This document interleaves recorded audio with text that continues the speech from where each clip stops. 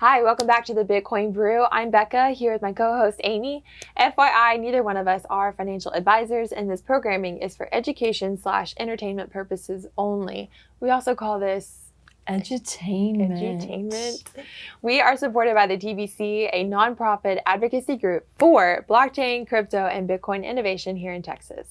But these opinions are just our own. So please subscribe to our channel and give this video a like. This week, we saw loads of drama in the Bitcoin world with price volatility, lawsuits, regulations, and much more. Some of the hot topics today include a trend in Bitcoin hodling, Senator Cruz visiting a Bitcoin mine, a California crypto regulation bill, and Michael Saylor being sued for tax fraud. So let's get started.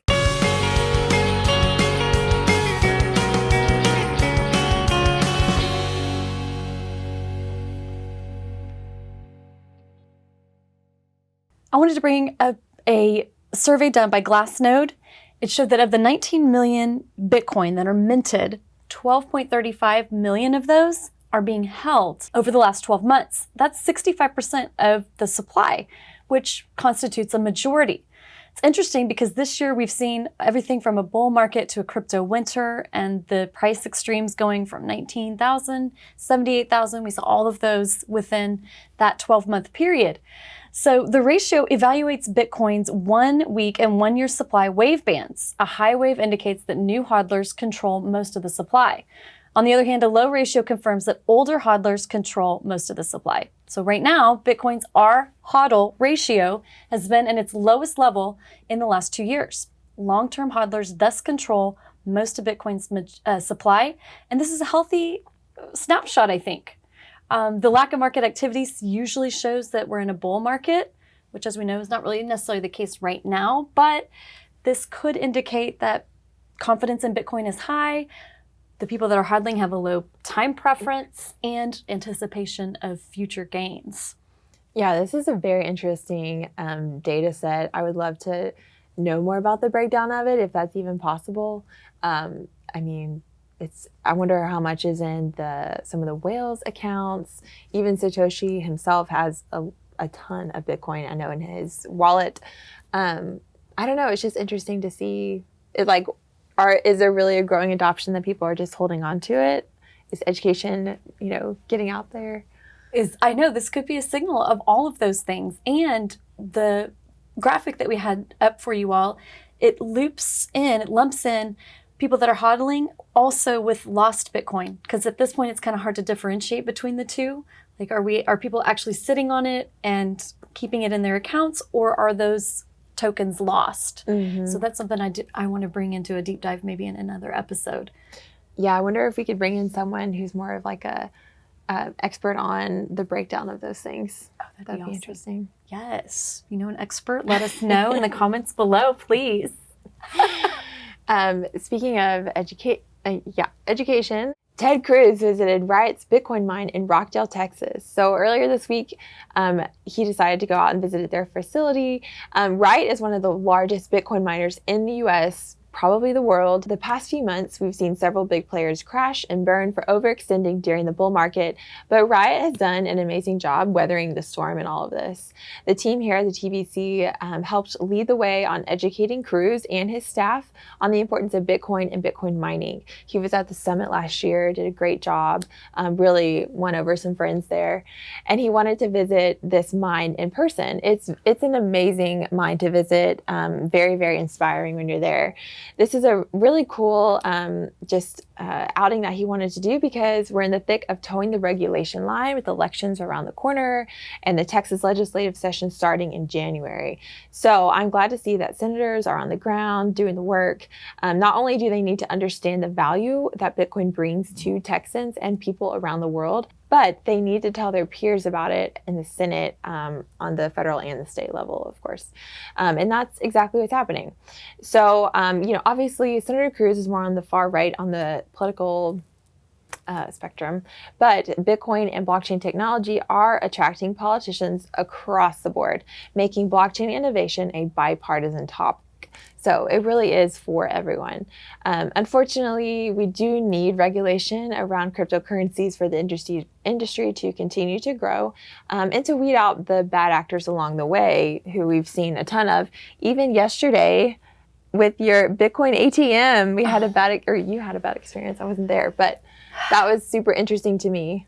Yes, that it just suddenly got marked up, the price of Bitcoin. Yes, indeed. And I wanted to say, being at a Bitcoin mine, I've never been. The only time I've ever kind of seen one was a simulation at Consensus on the floor. Oh, yeah. I got to walk in, and they had them going, and they were piping over the sound of how it sounds when they're mining the Bitcoin. So it sounds like you've been to Whinstone, where they took Senator Cruz? Yeah, we were driving home from Austin and stopped by for something Lee had to do, but it was really cool. We had the girls with us. We were trying to explain, what was happening. Little field trip, if you will. Exactly. That brought your family field trip to the Bitcoin just mine. Normal stuff. Everybody does that, right? Yeah. I mean, I want to see it, though, with my own eyes, to see the scale, the whole. I don't know. It's hard for me to imagine. I'm a visual. Yeah. I think something that was really cool, too, is that everyone there is so nice, because it's local people. They live there. They're in it. They are so proud of the mine. And you can just feel it. It's like, this is something that everyone here is very proud of. That's so neat. Yeah. I hope Senator Cruz had a good visit there and hopefully learned something that he didn't already know. He's going to be speaking at this coming summit, correct? I think they are almost there. Oh. Yeah. The politicians are hard to... Their schedules get very busy, especially this time of year. So yeah, but I'm sure he'll be there. We hope so. Good. Well, very good. Speaking of regulation, speaking of weeding out bad actors, I did want to tell you about a California bill that was recently voted in that is a crypto regulation bill. It has been associated with another bill similar to what we saw in New York called BitLicense. Simply, it is prohibiting the distribution of stablecoins from any entity beyond a certified FDIC bona fide big bank. It states that the entity in possession of the stablecoins hold a reserve that is equal to, not less than, the amount of stablecoin that it has. So basically, it has to be backed. Okay. If there was a run. Fair. Fair enough, right? There is a caveat that allows some of the issuing entities to be licensed by the California Department of Financial Protection and Innovation. It's a way that they can basically secure a license. It's $5,000 in New York that you pay. You have to have it to conduct business in the state. There are also annual assessment dues and rules to follow, but it will allow crypto native companies hopefully to continue business. Just makes it there's a little more red tape. Okay. So recently, the regulation and licensing of crypto in the state have come under fire. Billionaire Bill Ackman shared his thoughts in February about New York's failing policies and how it could make him and his companies leave the state. And come to Texas. Yes, so wait for it. Ackman appealed to Mayor Eric Adams and Governor Hochul to address increasing concerns about regulation, saying that easing the restrictions and removing regulatory barriers could make New York a crypto center of innovation. So we're seeing this in California, we're seeing this in New York, and the writing's on the wall here in Texas, as we saw in the testimony with Scott Beck, the Texas Central State Bank. So I'm urging us to start changing the conversation. We don't want these sorts of things coming to Texas. We need to draft different policies that are going to keep this from happening in our state. Because, yeah, crypto companies can leave California. They can leave New York and come to Texas. But if we're headed in that same direction, I think policy needs to be changed. Yeah, I would agree with you. That type of regulation is a little bit like overextending, I think, at this point in the game. It's just hard because of the Terraform, Terra Luna, all that, that led to this massive market crash, especially on stable coins. And so it's hard because it's like, is it an education problem? Is that just, should crypto companies be responsible for educating before people buy in and laying out their reserves, and if they're backed, if they're not, what they're backed by? Or is this more of like a regulation issue? Because it's just such a gray area right now. It totally is. And I feel like we're hovering a very tight line between protection and innovation. We want innovation to be occurring and these new ideas to be generated, but also we do need some form of security. And it's such a tightrope. And I think this is why the Texas Blockchain Council is so valuable, because being a member with us or not, you can help draft the policy that is going to be presented. You can change some of these dialogues and rules that are coming down the pipe. So, and for sure. As you said, with the education piece, educating not only the public, but also politicians, maybe like Senator Cruz, about our industry and bringing more light to it. Yeah.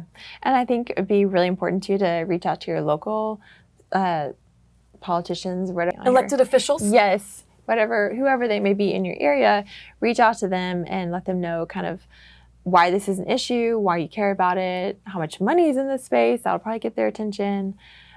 Because the more people we bring on board, especially at the local level, it's going to create a snowball effect.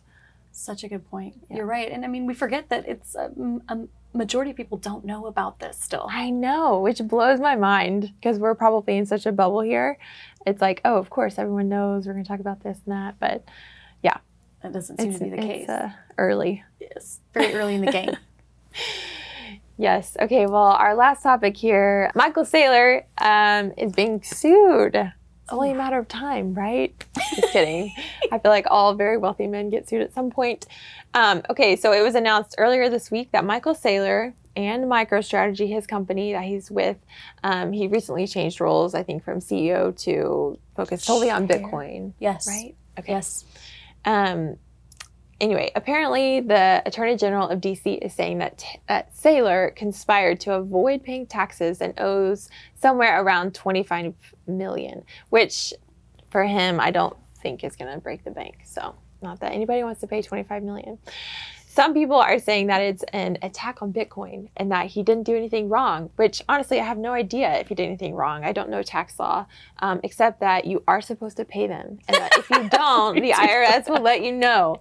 So unfortunately, this taints people's view on Bitcoin who literally don't know anything about it. And that's a little bit frustrating. You know, if all they see is, oh, this Bitcoin guy didn't pay his taxes and he's lying, you know, blah, blah, blah. So thankfully, this whole saga doesn't affect Bitcoin. The network keeps going, minting a new block every 10 minutes. It's not going to change anything there. Is Michael Saylor still in your book, Bitcoin Dad? Oh, so or has he been demoted like to stepdad at this point? I see him as a wealthy white man with a lot of Bitcoin. I know. And he somehow got kind of indoctrinated, not indoctrinated, but he kind of got inducted as the spokesperson for Bitcoin. So yeah, I think the Bitcoin conference in Miami kind of catapulted him up to that level because, you know, they had him up there. He got all this hype. I don't know. I had never heard of him before 2 years ago. You think he'll come to the summit? No. Unless he gets kicked out of DC. Everybody's welcome here in Texas. I love it. On that same note, mark your calendars and grab your ticket now for our upcoming Texas Blockchain Summit on November 17th and 18th in Austin. This will be a premier event in the Bitcoin blockchain space with topics focused on Bitcoin and blockchain technology, and as well as other topics, correct? DeFi? Oh, the whole gamut. Cooling systems, policy. We've got we've broken it up into 2 days because there's so much content to get through on both days. Yes, I'm so excited about it. I am too. You can use our discount code at the bottom of your screen for 10% off. I think they added a few more tickets for that. Our code is BTC Brew for you. You can also check out now using PayPal, Bitcoin, and ETH. So the link to the summit is on the website below. I can't wait for the next episode. That's all we got. Thank you for watching. That was a good one. Did you like that? You want to see more? Click here to subscribe. Click here for more content. And we'll see you next time.